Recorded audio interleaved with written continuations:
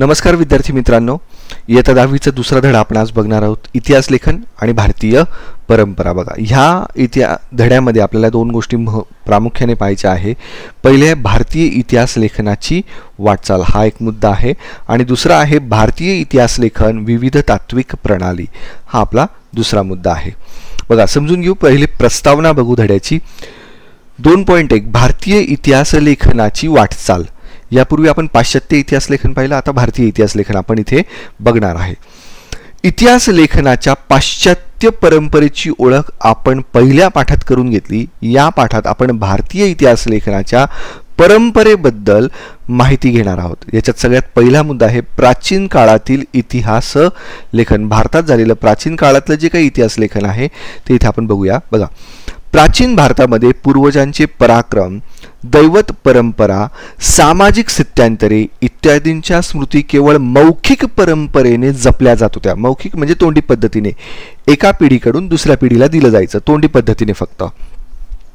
हडप्पा संस्कृतीमध्ये मिळालेल्या प्राचीन लेखांच्या आधारे भारतामध्ये लेखन कला इसवी सनापूर्वी 3ऱ्या सहस्त्रकापासून किंवा त्यापूर्वीपासून अस्तित्वात होती असं दिसते. परंतु हडप्पा संस्कृतीची लिपी वाचण्यात अजूनही यश मिळालेलं नाही. हडप्पाकालीन संस्कृती जी आपल्याला सापडली आहे, म्हणजे आजचा भारत आणि पाकिस्तान याच्या मध्यभागी आपल्याला जी ती सापडते, मध्यभागी म्हणजे यांच्या सीमेवर आपल्याला जी सापडते, तर त्याच्यामध्ये जी लिपी सापडली आहे आपल्याला, त्यांचं जे लिखाण कौशल्य होतं, ती लिपी जी सापडली ती आपल्याला अजून वाचण्यात यश आलेलं नाही, म्हणजे ती लिपी अजून समजत नाहीये. भारतातील ऐतिहासिक स्वरूपाचे सर्वाधिक प्राचीन लिखित साहित्य हे कोरीव लेखांच्या स्वरूपातलं आहे. जेवढं साहित्य आपल्याला सापडलं आहे ते सगळं कोरीव स्वरूपातलं आपल्याला सापडलेलं आहे, म्हणजे ही चांगली गोष्ट आहे. त्यांची सुरुवात मौर्य सम्राट अशोकाच्या काळापासून, म्हणजे इसवी सनापूर्वी 3ऱ्या शतकापासून होते. सम्राट अशोकाचे कोरीव लेख हे प्रस्तरांवर आणि दगडी स्तंभांवर कोरलेले आहेत. इसवी सनाच्या पहिल्या शतकापासून धातूची नाणी, मूर्ती आणि शिल्पे, ताम्रपट इत्यादींवरील कोरीव लेख उपलब्ध होऊ लागतात. यामधून महत्त्वाची ऐतिहासिक माहिती मिळते. या सर्व प्रकारच्या कोरीव लेखांमुळे संबंधित राजाचा काळ, वंशावळ, राज्यविस्तार, तत्कालीन शासन व्यवस्था, महत्त्वाच्या राजकीय घडामोडी, तत्कालीन सामाजिक रचना, हवामान, दुष्काळ यांसारख्या महत्त्वाच्या बाबींची माहिती मिळते. प्राचीन भारतीय साहित्यामध्ये रामायण, महाभारत ही महाकाव्ये, पुराणे, जैन आणि बौद्ध धर्मग्रंथांखेरीज भारतीय ग्रंथकारांनी लिहिलेले ऐतिहासिक स्वरूपाचे साहित्य तसेच परकीय प्रवाशांची प्रवासवर्णे ही इतिहास लेखनाची महत्त्वाची साधने मानली जातात. तत्पूर्वी आपण पाहू ताम्रपट.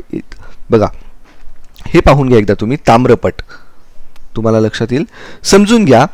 सोहगौडा ताम्रपट. हा ताम्रपट सोहगौडा, जिल्हा गोरखपूर, उत्तर प्रदेश येथे सापडलेला हा ताम्रपट मौर्य काळातील असावा असं मानलं जातं. हा ताम्रपट आहे. या ताम्रपटामध्ये तुम्हाला ही लिपी दिसते आहे विशिष्ट प्रकारची, आणि त्यामध्ये वेगवेगळ्या प्रकारचे चित्र दिसत आहे. हे वरच्या बाजूला, त्यात तुम्हाला झाडाचंही चित्र दिसेल, काही घराचं चित्र दिसत असेल, या वेगवेगळ्या प्रकारचे तुम्हाला चित्र दिसत आहे. त्याच्यावरून तुम्ही अंदाज बांधू शकता.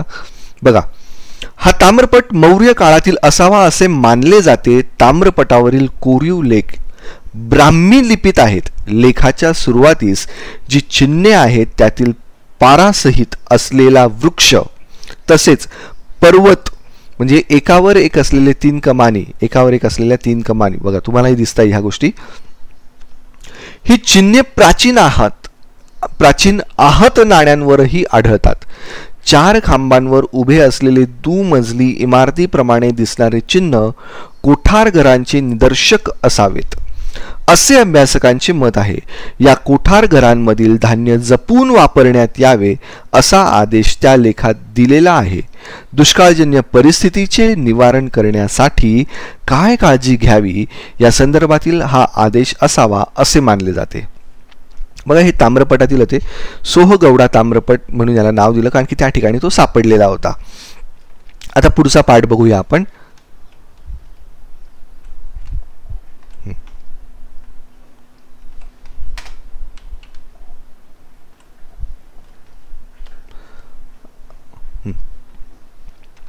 प्राचीन काळातील राजांची चरित्रे.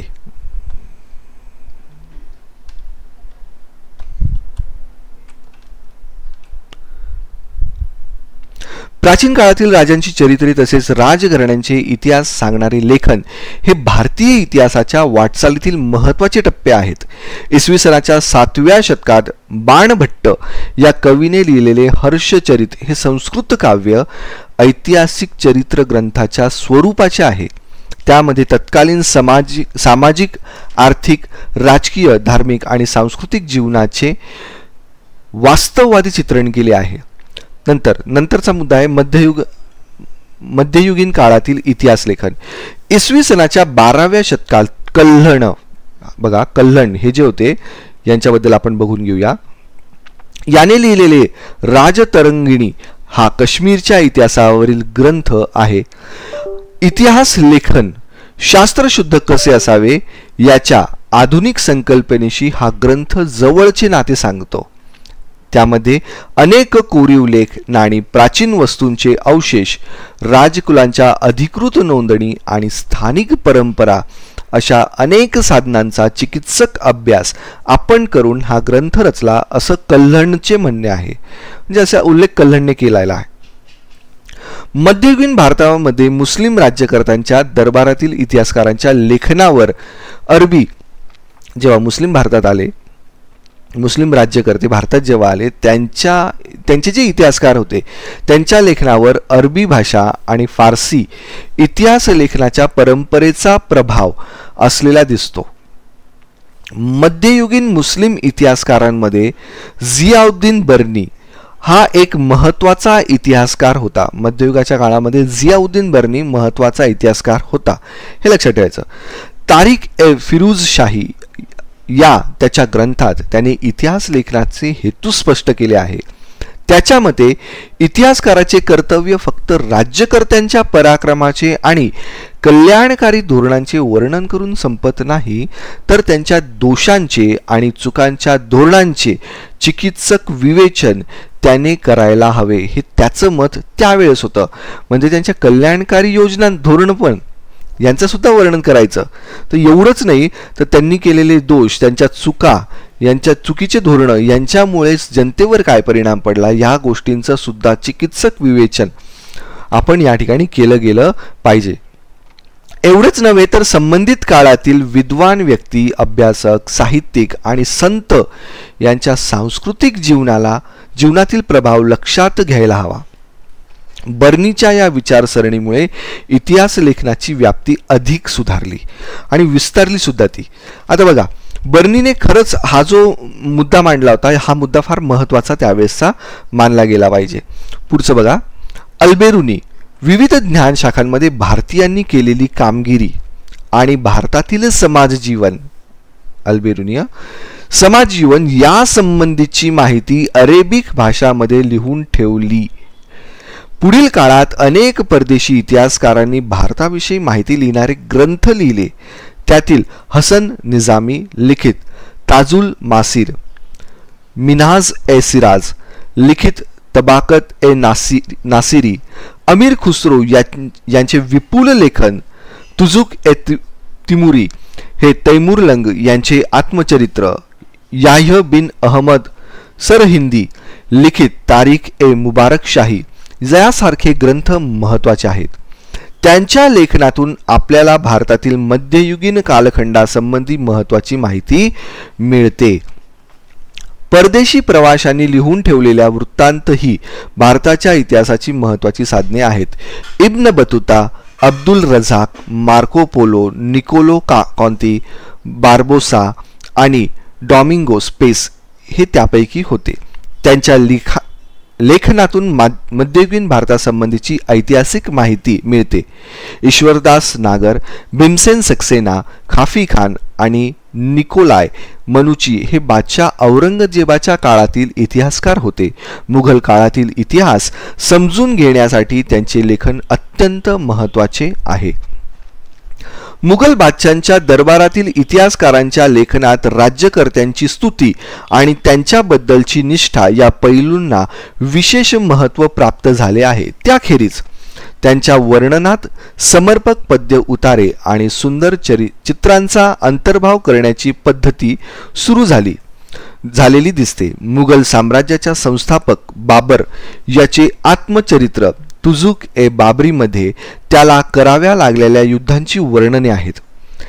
त्याच्या बरोबरीने त्याने प्रवास केलेल्या प्रदेशांची आणि शहरांची वर्णने, तेथील स्थानिक अर्थव्यवस्था आणि रीतिरिवाज, वनस्पती सृष्टी यांची बारकाईने केलेली निरीक्षणे यांचाही समावेश आहे. इतिहास लेखनाच्या चिकित्सक पद्धतीच्या दृष्टीने अबुल फजल याने लिहिलेला अकबरनामाबद्दल तुम्ही ऐकलं असेल नक्कीच. या ग्रंथाचे विशेष महत्त्व आहे. अधिकृत नोंदीच्या आधारे ऐतिहासिक कागदपत्रांचे काळजीपूर्वक केलेले संकलन आणि त्यातील माहितीच्या विश्वासार्हतेची कसून केलेली छाननी ही अबुल फजलने अवलंबलेली संशोधन पद्धती पूर्वग्रह विरहित आणि वास्तववादी होती असं मानलं जातं. नंतर बखर हा एक शब्द आहे. हा तुमच्यासाठी नवीन नसावा, मराठीमध्ये तुम्ही नक्कीच ऐकलं असेल बखरबद्दल. हा एक काव्य प्रकार आहे. बखर हा ऐतिहासिक साहित्यातील एक महत्त्वाचा प्रकार आहे. शूरवीरांचे गुणगान, ऐतिहासिक घडामोडी, लढाया, थोर पुरुषांची चरित्रे याविषयी लेखन आपणास बखरीत वाचायला मिळते. मराठी भाषेत विविध प्रकारच्या बखरी उपलब्ध आहेत.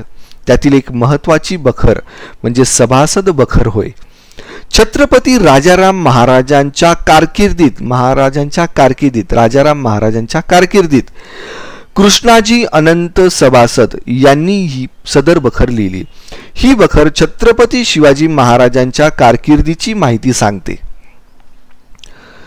भाऊसाहेबांची बखर या बखरीत भाऊसाहेबांची ही नंतरची बखर या बखरीत पानिपतच्या लढाईचे वर्णन आहे.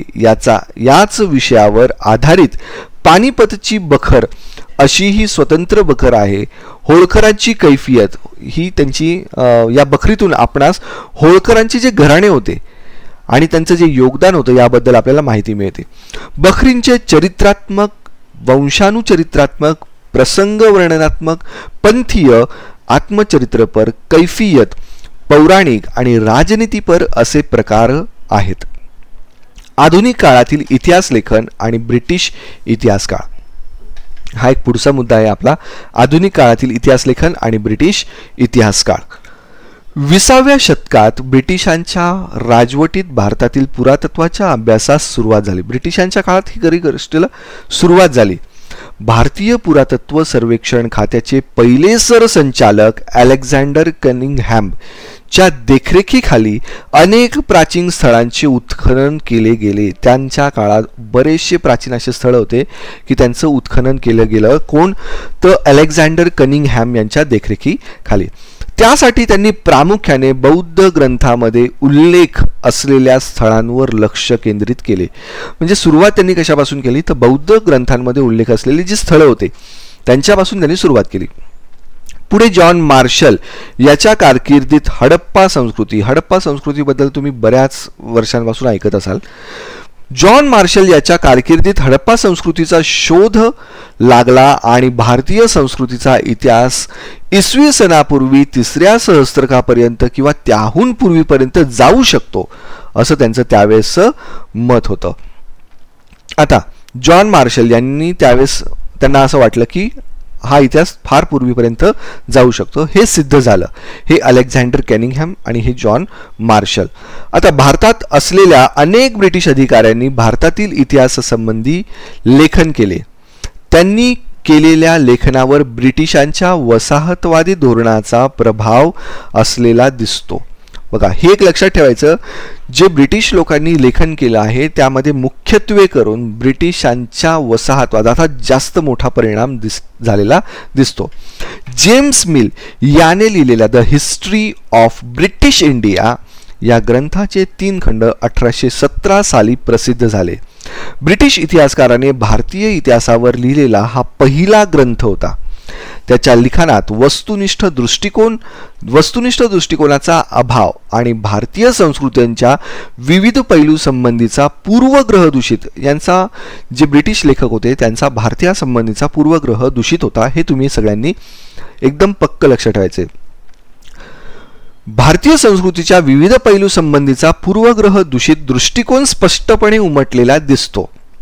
सन 1841 मध्ये माउंट स्टुअर्ट एल्फिन्स्टन यांनी द हिस्ट्रीज ऑफ इंडिया हा ग्रंथ लिहिला. माउंट स्टुअर्ट एल्फिन्स्टन हे मुंबईचे गव्हर्नर 1819 ते 1827 या कालावधीत होते. भारताच्या इतिहासामध्ये मराठी साम्राज्याच्या कालखंडाचे स्थान अत्यंत महत्त्वाचे आहे. मराठी साम्राज्याच्या इतिहासात लिहिणाऱ्या ब्रिटिश अधिकाऱ्यांमध्ये जेम्स ग्रँड डफ याचे नाव महत्त्वाचे आहे. त्याने द हिस्ट्री ऑफ मराठाज हा ग्रंथ लिहिला. या ग्रंथाचे 3 खंड आहेत. भारतीय संस्कृती आणि इतिहास यांना कमी लेखण्याची ब्रिटिश अधिकाऱ्यांची प्रवृत्ती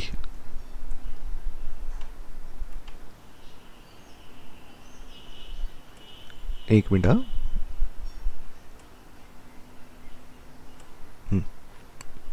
ब्रिटिश अधिकाऱ्यांची प्रवृत्ती ग्रँड डफ याच्या लेखनात दिसून येते. ग्रँड डफने भारताबद्दल लिहिलं पण, आणि त्यांच्यात ती जी प्रवृत्ती होती ब्रिटिशांची, म्हणजे त्यांचा तो जो गुरूर होता तो त्यांच्यात दिसून लेखणीतून आपल्याला दिसतो. अशीच प्रवृत्ती राजस्थानचा इतिहास लिहिताना कर्नल डॉट सारख्या अधिकाऱ्याच्या लेखनात आढळते. विल्यम विल्सन हंटर याने हिंदुस्थानचा द्विखंडात्मक इतिहास लिहिला. त्यामध्ये त्याची निष्पक्षपाती वृत्ती दिसते. जे विल्यम विल्सन हंटर जे होते यांची मात्र निष्पक्षपाती जी वृत्ती आपल्याला इथून दिसून येते. डफ याच्या इतिहास लेखनाच्या मर्यादा नीलकंठ जनार्दन कीर्तने आणि वी का राजवडे यांनी 19व्या शतकात दाखवून दिल्या.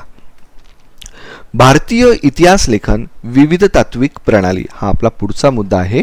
बघा, वसाहतवादी इतिहास लेखन भारतीय इतिहासाचा अभ्यास आणि लेखन करणाऱ्या सुरुवातीच्या इतिहासकारांमध्ये प्रामुख्याने ब्रिटिश अधिकारी तसेच ख्रिश्चन धर्मप्रसारकांचा अंतर्भाव होता. भारतीय संस्कृती गौण दर्जाची हे त्यांचं मत होतं. या पूर्वग्रहाचे प्रतिबिंब त्यांच्यामधील काहींच्या लेखनात स्पष्टपणे उमटलेले दिसते. वसाहतवादी ब्रिटिश सत्तेच्या समर्थनासाठी त्यांच्या इतिहास लेखनाचा वापर केला गेला. 1922 ते 1937 दरम्यान प्रसिद्ध झालेले केम्ब्रिज हिस्ट्री ऑफ इंडिया या ग्रंथाचे 5 खंड हे वसाहतवादी इतिहास लेखनाचे ठळक उदाहरण आहे. प्राच्यवादी इतिहास लेखन युरोपमधील अभ्यासकांमध्ये पूर्वेकडील संस्कृती आणि देश यांच्याबद्दल कुतूहल जागृत झाले होते. त्याबद्दल आदर कौतुक असलेले काही अभ्यासक त्यांच्यामध्ये होते. त्यांना प्राच्यवादी म्हटले जाते. प्राच्यवादी अभ्यासकांनी संस्कृत आणि युरोपीय भाषांमधील साधर्म्याचा अभ्यास केला. वैदिक वाङ्मय आणि संस्कृत साहित्याचा अभ्यास करण्यावर प्राच्यवादी विद्वानांचा भर होता. त्यातून या भाषांची जननी असणारी प्राचीन इंडो युरोशीय भाषा होती. म्हणजे संस्कृत भाषा ही प्राचीन इंडो युरोपीय भाषा यांच्यातून ती निर्माण झाली असावी असं त्यांचं मत होतं. अशी कल्पना मांडली गेली. इसवी सन 1784 मध्ये सर विल्यम जोन्स यांनी कोलकाता येथे एशियाटिक सोसायटीची स्थापना. सर विल्यम जोन्स बघून घ्या, हे होते सर विल्यम जोन्स. एशियाटिक सोसायटीची स्थापना केली. त्याद्वारे प्राचीन भारतीय वाङ्मय आणि इतिहास यांचा अभ्यासास चालना मिळाली. प्राच्यवादी अभ्यासकांमध्ये फ्रेडरिक मॅक्स म्युलर या जर्मन अभ्यासकाचा प्रामुख्याने उल्लेख करायला हवा. त्याच्या दृष्टीने संस्कृत भाषा ही इंडो युरोपीय भाषा गटातील अतिप्राचीन शाखा होती. संस्कृत साहित्यात त्याला विशेष रस होता. त्याने हितोपदेश या संस्कृत ग्रंथाचा जर्मन भाषेत अनुवाद केला. Friedrich Max Muller. तसेच the sacred books of the east या नावाने 50 खंड संपादित केले. त्याने ऋग्वेदाचे संकलन करण्याचे काम केले. ते 6 खंडांमध्ये प्रसिद्ध झाले आहे. त्याने ऋग्वेदाचा जर्मन भाषेत अनुवाद केला होता. अलीकडच्या काळात प्राच्यवाद्यांच्या लेखनामागील छुपे साम्राज्यवादी हितसंबंध प्रकाशात आणण्याचे काम एडवर्ड सैद या विद्वानाने केले. म्हणजे त्यांच्याही लेखनामध्ये छुप साम्राज्यवाद होता आणि हे काम आपल्याला एडवर्ड सईद या विद्वानाच्या मार्फत कळालं. राष्ट्रवादी इतिहास लेखन 19व्या-20व्या शतकामध्ये इंग्रजी शिक्षण पद्धतीमध्ये शिकून तयार झालेल्या भारतीय इतिहासकारांच्या लेखनामध्ये जे शिक्षण म्हणजे जे विद्यार्थी होते, इंग्रजी शिक्षण घेऊन जे भारतीय लोक तयार झाले होते त्यांच्याबद्दल बघा. भारतीय इतिहासकारांच्या लेखनामध्ये भारताच्या प्राचीन वैभवाचा अभिमान आणि भारतीयांची आत्मजाणीव जागृत करण्याकडे असलेला कल दिसतो. शेवटी व्यक्तीला त्याच्या देशाबद्दल प्रेम राहतच. त्यांच्या लेखनास राष्ट्रवादी इतिहास लेखन असे म्हटले जाते. महाराष्ट्रातील राष्ट्रवादी इतिहास लेखनास विष्णू शास्त्री चिपळूणकर यांच्यापासून प्रेरणा मिळाली. ब्रिटिश अधिकाऱ्यांनी लिहिलेल्या प्राचीन भारताच्या पूर्वग्रह दूषित इतिहासाला त्यांनी विरोध केला. अशा प्रकारे राष्ट्रवादी लेखन करणाऱ्या इतिहासकारांनी भारताच्या इतिहासातील सुवर्णकाळ शोधण्याचा प्रयत्न केला. असे करत असताना प्रसंगी इतिहास वास्तवाची चिकित्सकपूर्व छाननी करण्याकडे दुर्लक्ष केले गेले असा आक्षेपही त्यांच्यावर घेतला गेला. महादेव गोविंद रानडे, रामकृष्ण गोपाळ भांडारकर, विनायक दामोदर सावरकर, राजेंद्रलाल मिश्रा, रमेशचंद्र मुजुमदार, काशीप्रसाद जयस्वाल, राधा कुमुद मुखर्जी, भगवानलाल इंद्रजी, वासुदेव विष्णू मिराशी, अनंत सदाशिव आळतेकर ही काही राष्ट्रवादी इतिहासकारांची नावे उदाहरणादाखल देता येतील. आता पुढचं बघा, हे तुम्हाला माहित आहे का बघा. The rise of the Maratha power या ग्रंथात न्यायमूर्ती महादेव गोविंद रानडे यांनी मराठा सत्तेच्या उदयाची पार्श्वभूमी विस्ताराने मांडली आहे. मराठी सत्तेचा उदय म्हणजे अचानक पेटलेला वणवा नसून त्याची सामाजिक, सांस्कृतिक व धार्मिक क्षेत्रातील तयारी बराच काळ महाराष्ट्रात चालू होती, हे त्यांनी प्रतिपादन केले. हे कोणी केलं? न्यायमूर्ती महादेव गोविंद रानडे यांनी केलं. इतिहास लेखन शास्त्रशुद्ध इतिहास लेखन, भाषाशास्त्र, व्युत्पत्ती, व्याकरण अशा अनेक विषयांवर मूलभूत संशोधन करणारे आणि मराठी भाषेतून लेखन करणारे इतिहासकार म्हणून राजवाडे परिचित होते. आपला इतिहास आपण लिहिला पाहिजे याचा पुरस्कार त्यांनी केला. मराठ्यांच्या इतिहासाची साधने असे शीर्षक असणारे 22 खंड त्यांनी संपादित केले. त्यातील त्यांच्या प्रस्तावना अत्यंत अभ्यासपूर्ण आहेत. त्यांनी लिहिलेल्या ज्या प्रस्तावना होत्या म्हणजे धड्याच्या अगोदर जी माहिती दिली जाते त्याच्याबद्दल, त्याला प्रस्तावना आपण असं म्हणतो, त्या अत्यंत अभ्यासपूर्ण होत्या. इतिहास म्हणजे भूतकालीन समाजाचे सर्वांगीण समग्र जीवन दर्शन, केवळ राजकीय घडामोडी, सत्तांतरासाठी केलेली कटकारस्थाने आणि युद्धे यांच्या हकीकती नव्हते असे त्यांचे मत होते. अस्सल कागदपत्रांच्या आधारे इतिहास लिहिला पाहिजे असा त्यांचा आग्रह होता. आता हे पुढचं बघा, तुम्हाला माहित आहे का, इतिहास संशोधनाच्या कार्यासाठी वी.का. राजवडे यांनी पुण्यात 7 जुलै 1910 रोजी भारत इतिहास संशोधक मंडळ स्थापन केलं. नंतर मानवी इतिहास काल व स्थल यांनी बद्ध झालेला आहे. कोणत्याही प्रसंगाचे वर्णन द्यायचे म्हटले म्हणजे त्या प्रसंगाचा परिष्कार विशिष्ट कालावर व विशिष्ट स्थलावर पसरवून दाखवला पाहिजे. काल, स्थल व व्यक्ती या त्रयीची जी सांगड, तिलाच प्रसंग वा ऐतिहासिक प्रसंग ही संज्ञा देता येते. आणि परिष्कार म्हणजे काय? अंतिम चित्रण. हे वी.का. राजवडे यांचं मत होतं. पुढचं बघा, भारतीयांनी ब्रिटिशांविरुद्ध दिलेल्या स्वातंत्र्य लढ्याला प्रेरणा देण्यासाठी राष्ट्रवादी इतिहास लेखनाचा उपयोग झाला. त्यामध्ये स्वातंत्र्यवीर विनायक दामोदर सावरकरांनी लिहिलेले the Indian war of independence 1857 याच्याबद्दल लिहिलं. यावेळेस ते नव्हते. 1857चे स्वातंत्र्य समर या पुस्तकाचे विशेष महत्त्व आहे. राष्ट्रवादी इतिहास लेखनाच्या प्रभावामुळे ऐतिहासिक इतिहास लिहिण्यालाही चालना मिळाली. दक्षिण भारताच्या भौगोलिक विषयांकडे आणि इतिहासाकडे इतिहासकारांचे स्वतंत्रपणे लक्ष वेधले गेले. स्वातंत्र्योत्तर काळातील इतिहास लेखन एकीकडे राजघराण्यांच्या इतिहासावर भर देणारे इतिहास लेखन केले जात असतानाच सांस्कृतिक, सामाजिक, आर्थिक इतिहासही लिहिण्यास सुरुवात झाली. पुढचं बघा.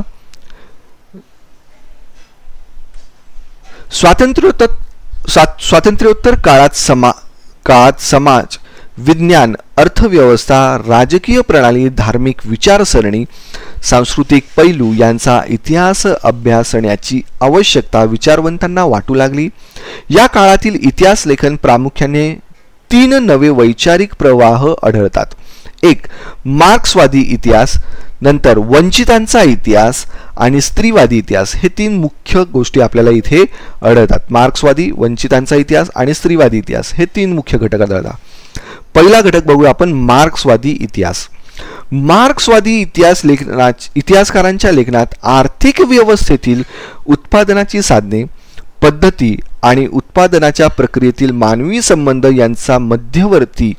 यांचा विचार मध्यवर्ती होता. प्रत्येक सामाजिक घटनेचा सर्वसामान्य लोकांवर काय परिणाम होतो याचे विश्लेषण करणे हे मार्क्सवादी इतिहास लेखनाचे महत्त्वाचे सूत्र होते. मार्क्सवादी इतिहासकारांनी जाती व्यवस्थेत होत गेलेल्या बदलांचा अभ्यास केला. भारतामध्ये मार्क्सवादी इतिहास लेखन पद्धतीचा अवलंब प्रभावी रीतीने करणाऱ्या इतिहासकारांमध्ये दामोदर धर्मानंद कोसंबी, कॉम्रेड श्रीपाद अमृत डांगे, रामशरण शर्मा, कॉम्रेड शरद पाटील इत्यादींचे योगदान महत्त्वाचे आहे. बघा, डांगे हे भारतीय कम्युनिस्ट पक्षाच्या संस्थापक सदस्यांपैकी एक होते. त्यांचे प्रिमिटिव्ह कम्युनिझम टू स्लेव्हरी हे पुस्तक मार्क्सवादी इतिहास लेखनाचे उदाहरण आहे. नंतर एक प्रकार आहे वंचितांचा इतिहास. बघा, वंचित समूहांचा इतिहास लिहिण्याची सुरुवात मार्क्सवादी इतिहास लेखनाच्या परंपरेतून झाली असे म्हणता येईल. इतिहास लेखनाची सुरुवात समाजाच्या तळाशी असलेल्या सर्वसामान्य लोकांच्या स्तरापासून करायला पाहिजे ही कल्पना मांडण्यात अँटोनियो ग्रामची या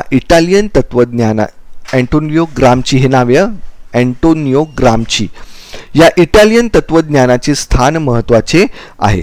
वंचितांचा इतिहास लिहिण्यासाठी लोकपरंपरा हे एक महत्त्वाचे साधन मानले गेले.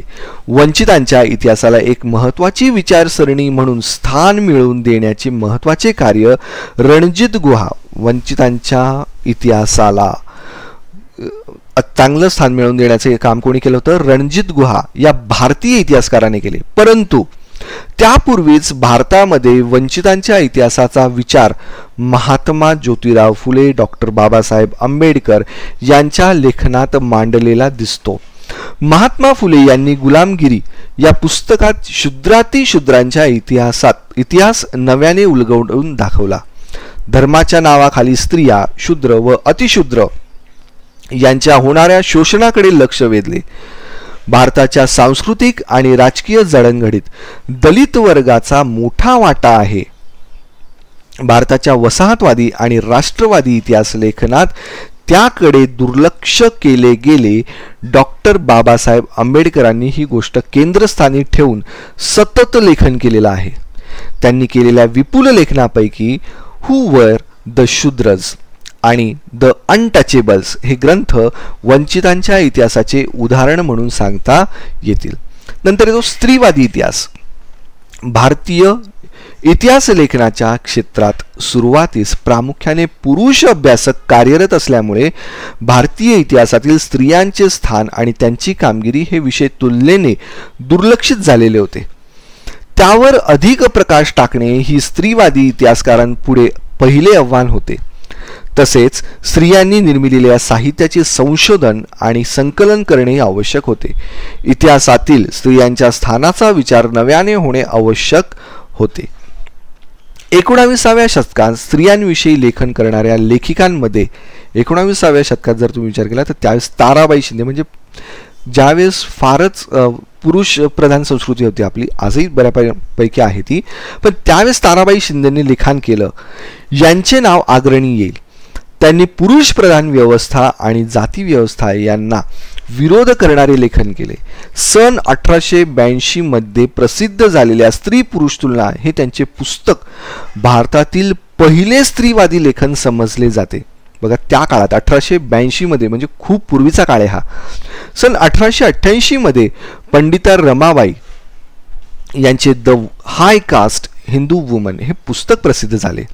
स्वातंत्र्योत्तर काळात झालेले लिखाण स्त्रियांना घरी आणि कामाच्या ठिकाणी मिळणारी वागणूक, त्यांच्या राजकीय समतेचा हक्क यांसारख्या विषयांवर केंद्रित झालेले दिसते. अलीकडच्या काळात प्रसिद्ध झाले स्त्रीवादी लेखनात मीरा कोसंबी यांच्या crossing thresholds feminist ages in social history या पुस्तकाचा उल्लेख करता येईल. त्यात महाराष्ट्रातील पंडिता रमाबाई, भारतातील पहिल्या कार्यरत श्री डॉक्टर रखमाबाई यांसारख्या स्त्रियांच्या जीवनावरील निबंध आहेत. महाराष्ट्रामध्ये दलित स्त्रियांच्या दृष्टिकोनातून सामाजिक वर्ग, जात इत्यादी बाबींच्या संदर्भात लेखन केले गेले. त्यामध्ये शर्मिला रेगे यांचे लेखन महत्त्वाचे आहे. Writing caste, writing gender, reading Dalit women's testimonies यामध्ये दलित स्त्रियांच्या आत्मचरित्र्यावर त्यांनी लिहिलेल्या निबंधाचे संकलन आहे. विशिष्ट विचार प्रणालीचा आश्रय न घेता इतिहास लिहिणाऱ्यांमध्ये सर यदुनाथ सरकार, सुरेंद्रनाथ सेन, रियासतकार गोस सरदेसाई, त्र्यंबक शंकर शेजवलकर